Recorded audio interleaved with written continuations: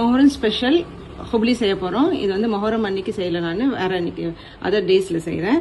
அதுக்கு தேவையான whole spices எடுத்துக்கணும். அதுக்கப்புறமா fried onions, ginger garlic paste, garam masala, சனாதால்லாம் கடலப்பருப்பு இருக்கு இல்லையா, அது 3 hours ஊற வச்சது.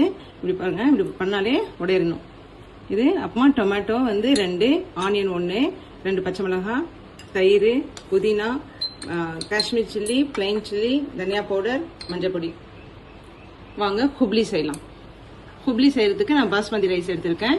அதை வந்து நான் இந்த ஆளாக்கு இருக்கு இல்லையா, இதில் 3 ஆளாக்கு எடுத்திருக்கேன். ஃபர்ஸ்ட் இந்த அரிசியை நம்ம வந்து ஒரு 10 minutes or 20 minutes ஊற வச்சிடலாம். வாஷ் பண்ணிட்டு நல்லா வாய் அகலமாக இருக்க பாத்திரத்தை எடுத்துப்போம். அதை ஸ்டவ் ஆன் பண்ணிடலாம். கிப்லி எஃபெக்ட் தானே தெரியும். இந்த குப்லி எஃபெக்ட் பாருங்க, ஃபைனல் முடிகிற வரைக்கும் பாருங்க. இதில் ஒரு ட்விஸ்ட் இருக்கு. இதில் எண்ணெய் ஊற்றிட்டேன். இதில் நம்ம எடுத்து வச்சிருக்கேன் கடலப்பருப்பை வேக போட்டிருக்கோம். பருப்பை வந்து நம்ம ஒரு ஆஃப் பாயில் பண்ணணும். நம்ம எடுத்து வச்சிருக்க ஆனியனை வந்து நல்லா ப்ரௌன் கலரில் ஃப்ரை பண்ணி எடுத்துப்போம். ஃப்ரைட் ஆனியன்ஸ் இருக்கு இல்லையா, அதே மாதிரி இதையும் ஃப்ரை பண்ணி எடுத்துப்போம். ஃப்ரைட் ஆனியன்ஸ் பாருங்கள், இந்த ஸ்டேஜில் நம்ம எடுத்து வச்சிடணும். இப்போ இந்த ஆயிலில் நம்ம எடுத்து வச்சிருக்க இஞ்சி பூண்டு பேஸ்ட் ஃபஸ்ட்டு போட்டுடலாம். அப்புறம் whole garam masala spices, whole spices வச்சுருக்கோம் இல்லையா, இதையும் போட்டுருவோம். சீரகம், மிளகு, ஜாவித்திரி எல்லாம் இருக்குது பாருங்கள், எல்லாமே இதை போட்டுருவோம். கொஞ்சமாக வாஷ் பண்ணி வச்சுருந்த புதினா,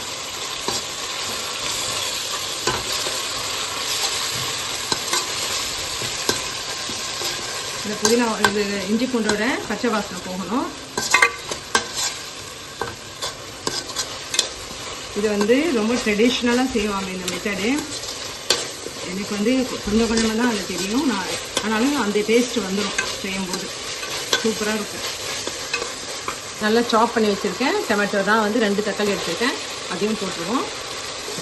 நல்லா வெந்து மேஷ் ஆகிறதுக்கு நம்ம கொஞ்சம் கல்லுப்பு போட்டுடலாம். இந்த ஹுப்ளியை யாரெல்லாம் சாப்பிட்ருக்கீங்கன்னு சொல்லுங்கள், கமெண்ட் பண்ணுங்கள். இது வந்து எங்களுடைய ட்ரெடிஷ்னல் டிஷ். இது ஒரு வாட்டி ட்ரை பண்ணி பாருங்கள், சூப்பராக இருக்கும். மேஷ் ஆகிட்டு பார்த்துக்கலாம். சூப்பராக வந்துருக்கு பாருங்கள். தக்காளி இந்த அளவுக்கு மேஷ் ஆகிருக்கணும். இப்போ இதில் நம்ம அந்த ஃப்ரைட் மசாலா சேர்த்து வச்சுருக்கோம் இல்லையா, அதை போட்டுருவோம். இது காஷ்மீர் சில்லி பவுடர், தனியா பவுடர், மஞ்சள் பொடி, இந்த கரம் மசாலா இருக்கு இல்லையா, அது இப்போ கொஞ்சம் போட்டுருக்கோம். அப்புறமா ஃபைனலாக கொஞ்சம் போடுவோம். அப்புறம் இந்த ஸ்டேஜில் பச்சை மிளகாய் 2 எடுத்து வச்சுருந்தேன், அதையும் போட்டுடலாம். போட்டுட்டு இஞ்சி பூண்டு பேஸ்ட்டு கீழே இப்படியே நல்லா அடி பிடிக்கிறாங்க. அப்படி அடி பிடிச்சாலே நமக்கு சூப்பர் டேஸ்ட்டில் வரும்னு இருக்கும். இப்போ இந்த ஸ்டேஜில் நம்ம எடுத்து வச்சுருக்கேன் கேர்டை போட்டுப்போம். கேர்டு இந்த கரண்டிலேருந்து நான் 2 போடுறேன். இப்போ 2 நான் 3 போடுறேன்.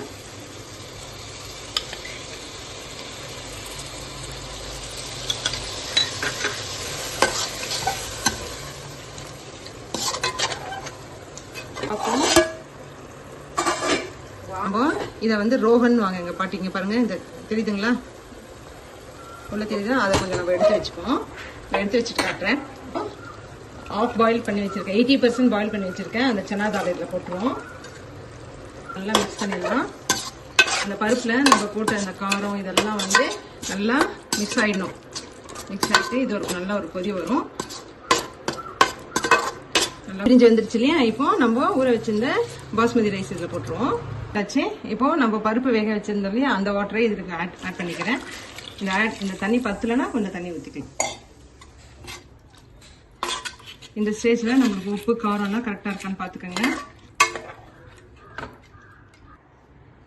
எனக்கு உப்பு கொஞ்சம் கம்மியாக இருக்கு, நான் கொஞ்சம் உப்பு போட்டுக்கிறேன்.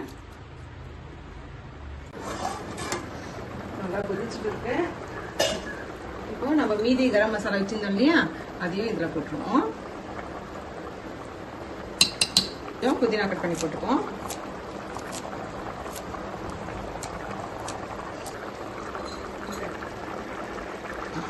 இந்த ஸ்டேஜில் இப்போ நம்ம ஃப்ரை பண்ணியிருக்கேன் ஆனியன்ஸை நல்லா மிளகா அப்படியே வலிக்காத மாதிரி தூவிடலாம்.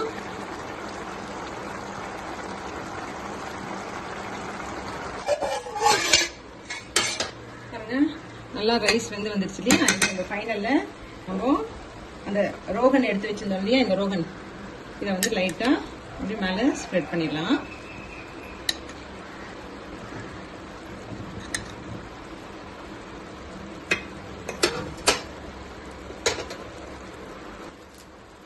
இந்த புதினாவையும் இதுல மேல போட்டுடலாம்.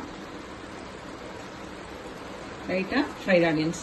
அவ்வளவுதான். இப்ப இது தம் முடிஞ்ச உடனே நான் காட்டுறேன் எப்படி இருக்குன்ட்டு. பாருங்க, சூப்பரா ரெடி ஆயிடுச்சு பாருங்க. தண்ணி இல்ல பாருங்க. இந்த ஸ்டேஜ் தான்.